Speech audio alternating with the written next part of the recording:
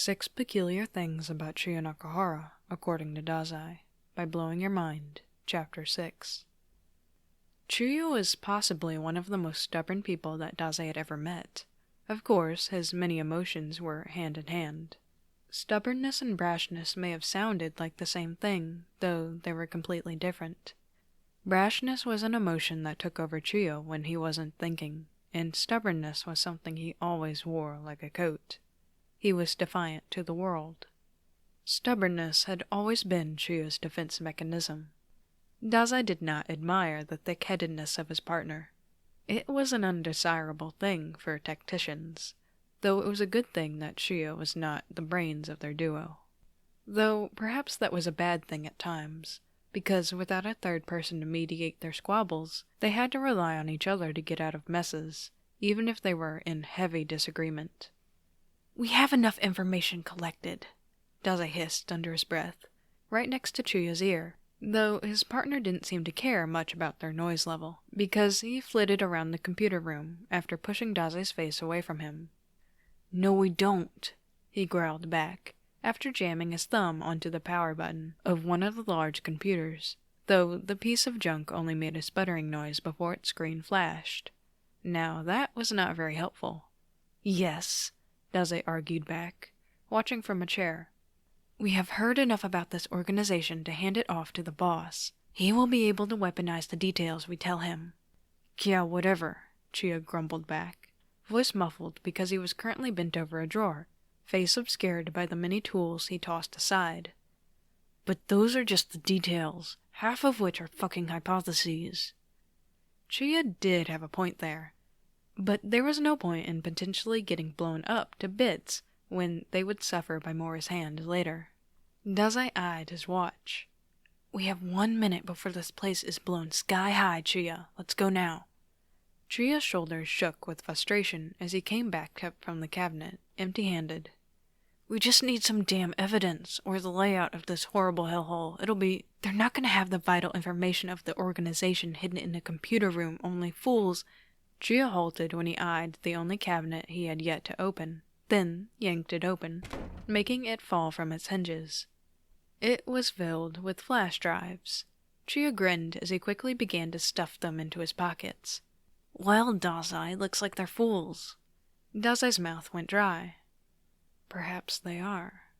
What's our time?" Once he had snatched all the flash drives he could find, following closely behind Dazai in case anyone was to attempt to shoot at them from behind. 23, 22, 21... "Okay, you can shut up now." Chuuya grunted as he pushed Dazai further down the hall. Their exit should only be a few more turns. But of course, things never went right for them, because the exit that was supposed to be open, a garage leading to the outside, was tightly shut.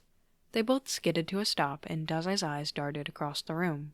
They had no time to reroute to the front exit, though they would have if Chuuya had not spent so much time scrambling for evidence.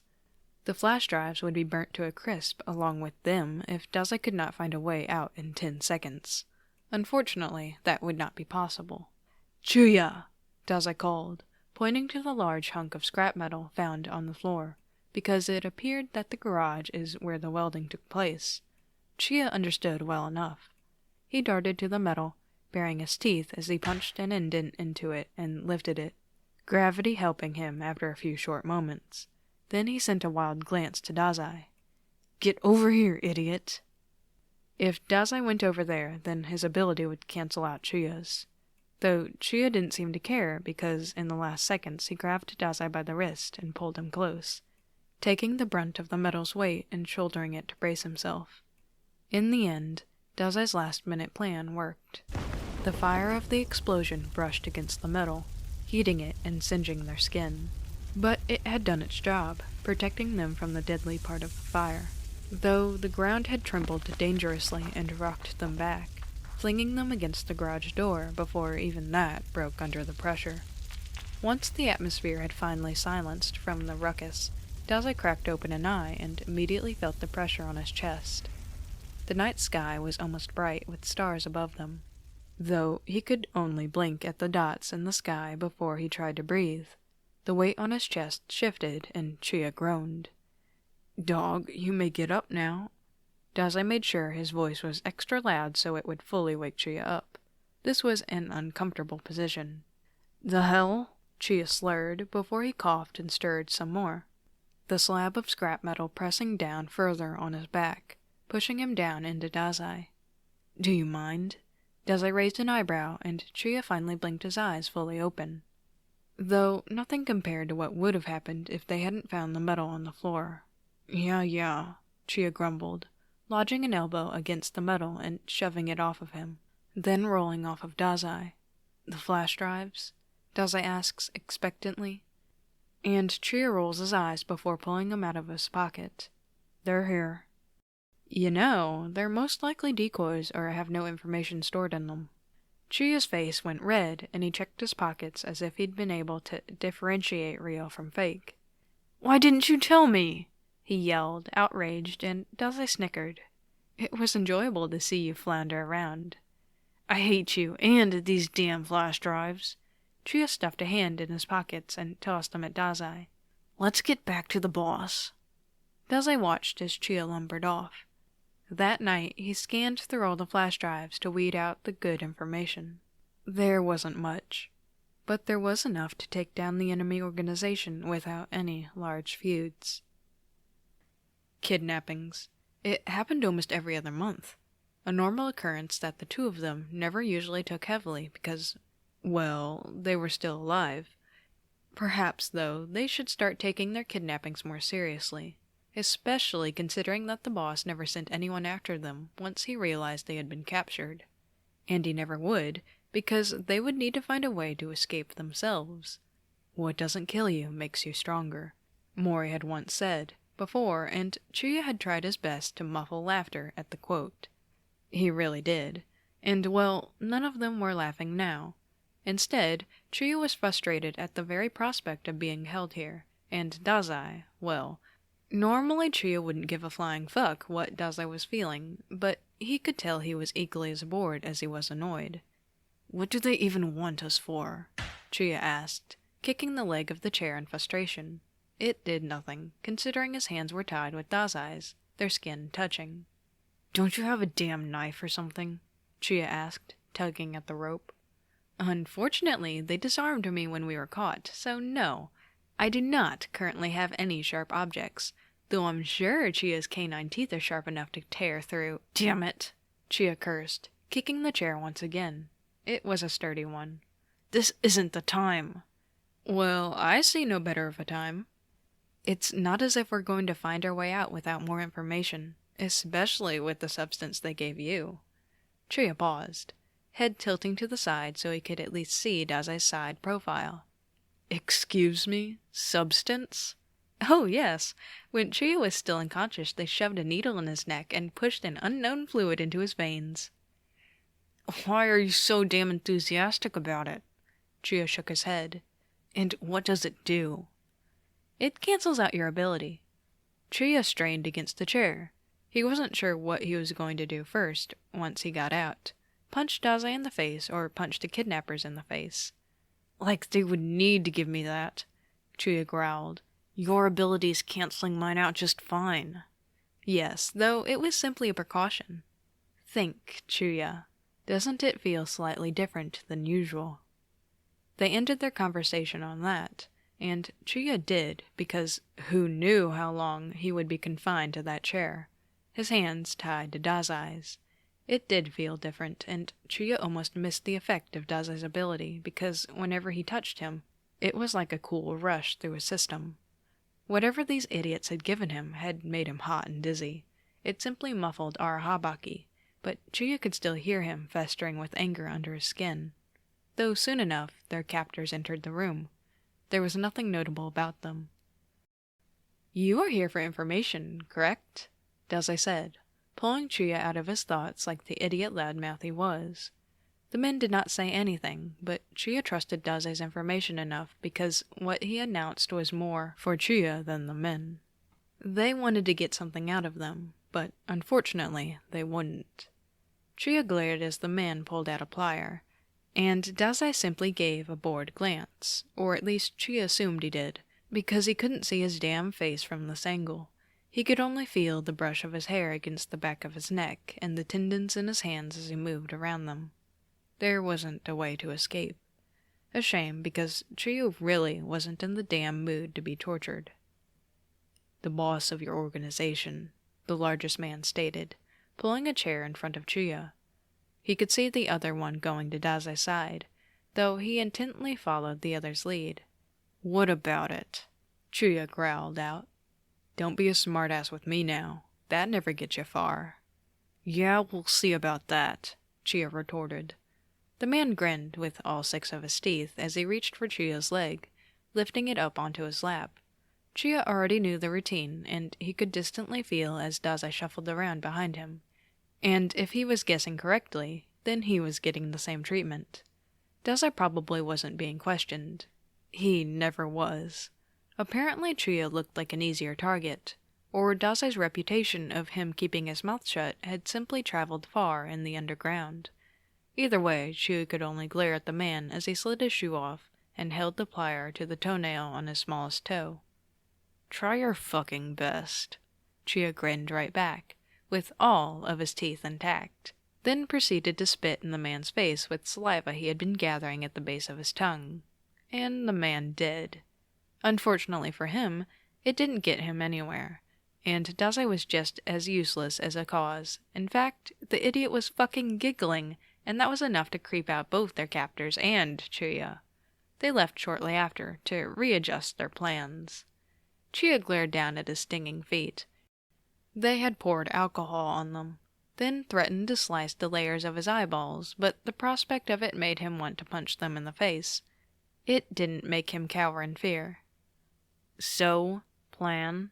Chuuya asked, his lips cracking and tongue dry. "Formulating," Dazai answered. "If I'm correct, then the men will separate us, and that will allow for some maneuverability, though it's not like you will be able to accomplish much with those torn feet of yours." "I'm sure I'll be able to do much more than you," Chuuya shot back, knocking the back of Dazai's head with his own roughly. Shortly, the men returned, and Dazai was correct. Without any explanation, the cuffs around their wrists were unfastened. One grabbed Chuuya's elbow and roughly pulled him up, forcing him to face Dazai's chair. The walking forced the blood to prick at the shredded skin of his feet. From the front, Dazai didn't look better than he did, though he was incredibly unbothered, something that pissed Chuuya off immensely. Suddenly a gun was shoved into Chuuya's hand, and he jolted with surprise. This hadn't happened before. "What the hell?" He stared at the metallic weapon in his hand, and almost immediately aimed it to the man behind him, though a knife was already pressed against his neck before he could even press the trigger. Chuuya swallowed against the metal. "Tell us what we want, or you're shooting your little friend here." Dazai frowned. "Factually, Chuuya is the smaller one between the two of us." "Shut the hell up!" Chuuya shouted, in sync with the guard. He aimed the gun to Dazai's head. "I could shoot you right here, you idiot. At least pretend like you're trying to get on my good side." Dazai looked up at him with big eyes, and he knew damn well that Chuuya wouldn't be able to shoot him, not even with a knife pressed against his throat. "Why are you even letting me hold a gun?" Chuuya asked the man behind him. "Stupid damn decision." "In the foot," the man simply said, reaching an arm around Chuuya to fix his aim to Dazai's right foot. "How about I shoot your damn foot?" Chuuya hissed, pressing his neck against the knife enough to draw blood, before he quickly jolted away from it to lose the man's grip. He saw his chance and took it, shooting the man's foot. Not taking a moment to react to the loud bang that echoed through the room, Chuuya ducked low and pushed the man away from him. He also happened to notice 2 other things. The first was Dazai's face of disappointment.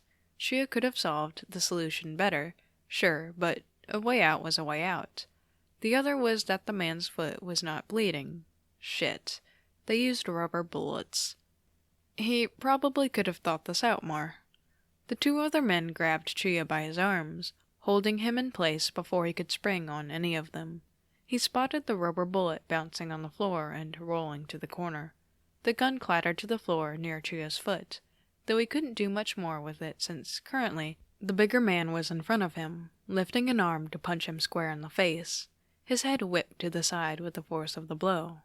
Then again, and again until they all had their turns. A new gun was placed in his hands. It felt heavier, and Chuuya felt it in his gut that there was a real bullet in it this time. How stupid could these idiots be, giving him a gun for the second time? Now that you got a beating, do as we say. One of the less threatening men said, and Chuuya realized that he was supposed to be shaking with fear at the prospect of being beaten up again. Sure, blood was pouring from his nose and smearing over his skin, and bruises were blooming over his heaving chest, but he wasn't about to fucking shoot Dazai. I'm not fucking doing it. Forget it. Shoot him yourself. Chuuya attempted to throw the gun back to one of the men, but instead he was kicked once again from behind, sending him to the floor. His face hit the harsh metallic floor, and he could faintly feel the concussion from behind his closed eyelids. Bright light bursts every time he was kicked until he was coughing up blood, and even so, when the gun was placed in his hand once again, he gave the men the middle finger instead. He couldn't help but chuckle darkly at the look at their faces, even when he was promptly shut up by a foot to the face, and when he was offered the chance once more, he denied it. Dazai may be annoying, but Chuuya didn't want him shot. He also didn't feel like carrying his lazy ass back to headquarters to face the boss. Once he finally managed to get close to the gun, he nudged it over to Dazai, who had been watching the brutal beating expectantly. Well, at least they were on the same damn page. He watched as Dazai slid a hand from the handcuff. Chuuya had guessed he couldn't do that fancy trick when someone else was cuffed with him, and snatched the gun from the floor. He emptied out the rest of the fake bullets and replaced them with real. Leave it to that idiot to make Chuuya look like an idiot. He shot all three men dead, straight on through the forehead. They didn't even get their last words before they all slumped to the floor around Chuuya like a ring. Took you long enough. Chuuya spat a tooth that had dislodged, a bottom row molar, and sat up, ignoring the wave of vertigo. Yes, well, Dazai escaped the other handcuff, and then bent low to grab Chuuya's arm around his shoulder, lifting him to stand. It took Chuuya long enough to get me the gun. Perhaps if he wasn't so stubborn, he wouldn't have gotten us beaten. Whatever. Chuuya tasted more blood on his tongue as they lumbered out of the room. Where'd you get the real bullets? A magician never shares his secrets, my dog. Dazai winked, and Chuuya stared at him unimpressed. You kept them in your bandages, didn't you? Of course I did. Chuuya continued to show his stubborn persistence throughout their years as partners. Really, it was truly annoying. Dazai had to live and suffer through the redhead at the age of 16 when he refused to leave his past alone. He watched as he discovered our Habaki inside of him and weaponized the god of calamity. He watched as he still refused to bend the rules of the mafia, because he still stubbornly followed his own moral code. At the age of 15, months into their partnership, Chuuya had picked up a cat from the street and refused to leave it alone until Hirotsu had caught him with it. Though, for some reason, much to Dazai's chagrin, the man let him keep it and didn't tell the boss. At the age of 17, they had gone through far too much for Dazai to care about his stubbornness anymore. In fact, it had been something that he had learned to rely on, especially in hard missions. Though he would rather live than say that out loud. Chuuya had always been a thorn in his side, especially when he refused to leave Dazai alone, which was why it was such a change to be all alone at the age of 18. Dazai watched as he left Chuuya's apartment, barely having time to say goodbye, leaving a simple touch on his forehead. And well, Dazai had found out 4 years later, in fact, that even into adulthood his persistence had not diminished. He was clingy, and in a way that a small child was, though it was more of a will to hold on that brought them back together in the end. After their fight with Lovecraft, Chuuya did not let him forget his wrath and how it felt to be left in the middle of nowhere. Dazai supposed he would be peeved too. It was around lunchtime when there was a forceful knock on the agency's door. Dazai would recognize that knock from anywhere, and he scanned over the room for the best hiding place. though Atsushi was already opening the door before he could casually make his way to the trash can. The agency's faces were slack with surprise when Executive Nakahara Chuuya came stomping through the office, seemingly without a care in the world that he had walked into the enemy's base. Even if they were under a temporary alliance, the term allies would probably be too much for the organizations to ever use with each other. Kunikita was already moving for his notebook as the executive stopped in front of Dazai, though that was not Dazai's concern, as his eyes were focused solely on the man in front of him. He had changed. Of course it did. It had been years, and Dazai had taken the time to study his partner's new appearance once he passed out with no chance of waking up after corruption. He had traced Chuuya's face and watched closely as his eyelashes fluttered against his cheekbones. He had grown his hair out and still wore that choker Dazai had gotten him for his 16th birthday. He was still the same old Chuuya, still short and easy to anger. Dazai was even sure he still fed those strays that showed up behind his apartment complex. The only thing that had changed was Dazai himself, and perhaps it was for the best. "How can I help, Chuuya?" "Don't act innocent with me," Chuuya roared, practically shaking the whole agency to grab their weapons. Dazai held up a hand. "There's no need to be hostile, all of you. He is simply here to speak of our last joint mission, is he not?" Dazai could hear Chuuya grinding his teeth from where he sat. "Yes, I am. You were expecting me, of course, with the way you left me on the ground, in the clearing, for my enemies to grab me." Dazai blinked, and Chuuya continued to scowl, just like old times, as if no time had passed between them. "But Chuuya knows I wouldn't have left him if I knew he was in danger, correct?" Dazai said, truthfully, because he has never done so before. With the defeated way Chuuya's shoulders slumped, Dazai could tell he had wished for another answer. Perhaps he wanted Dazai to be hostile towards him, as an excuse to push him out of his life, for good. Though Dazai also knew that Chuuya was stubborn and would fight for what he wanted, which was why he was still here, at the agency office. "Then why did you leave me?" Chuuya asked, putting both his hands against Dazai's desk, leaning forward. The question was a loaded one. To anyone else, he would have been asking why he left him in the field. To Dazai, he was asking about 4 years ago. "How blunt of you to ask me this here and now." Dazai smirked, leaning back in his chair. It gave Chuuya room to lean in further. "So?" He raised an eyebrow. "Answered the damn question." Dazai thought carefully. He could feel the whole agency's eyes on him. "As you know, I had life-changing events take place. They were pressing." Chuuya narrowed his sapphire eyes, and Dazai couldn't help but notice how sharp they had become. They were an untrusting shade, but they never lost their luster over the years. They didn't grow dull. "Pressing matters," he muttered under his breath, and Dazai wasn't sure he was supposed to hear it. "More pressing than me?"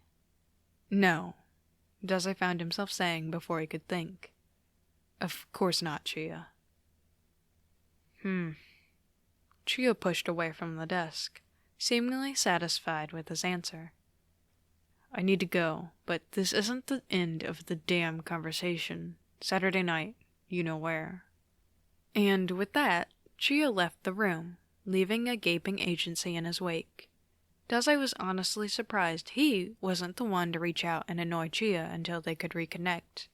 But as he knew, what Chuuya wanted, Chuuya got. Atsushi sputtered, eyes darting from Dazai to the door. "Did Nakahara just ask Dazai out?" Dazai slumped in his chair. It seemed he wasn't as sly as he originally thought.